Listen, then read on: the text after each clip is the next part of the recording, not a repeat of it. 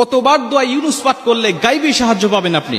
আল্লাহ রাসূল সাল্লাল্লাহু আলাইহি ওয়াসাল্লাম তিরমিজি শরীফের বর্ণনা বলেন 3505 নম্বর হাদিস, আল্লাহ রাসূল বলছে যারা দোয়া ইউনুস পাঠ করে আল্লাহ পাকের কাছে কোনো কিছু চায়, আল্লাহ পাকের কাছে সাহায্য প্রার্থনা করে, আল্লাহ রাব্বুল আলামিন সঙ্গে সঙ্গে তাকে সাহায্য নাজিল করে। অনেক মুহাদ্দিস, অনেক মুফাসসির এই আয়াতটাকে, এই দোয়াটাকে দোয়া ইউনুসও বলে থাকেন। এটা আল্লাহ রাব্বুল আলামিনের গায়বী সাহায্য পাওয়ার একটি অন্যতম একটি দোয়া।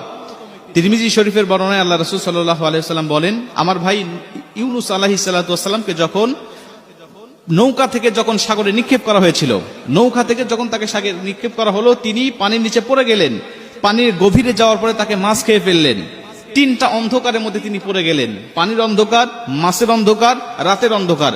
তিনটা অন্ধকারের মধ্যে থাকলেন, কোথাও কোনো সাথী ছিল না, তার কাছে কোনো সাহায্য করার মতো কোনো মানুষ ছিল না। তিনি জানতেন যে আমাকে আল্লাহ পাক ছাড়া কেউ সাহায্য করতে পারবে না। তখন ইউনুস আলাইহিস সালাতু ওয়াসসালাম আল্লাহ পাকের কাছে দোয়া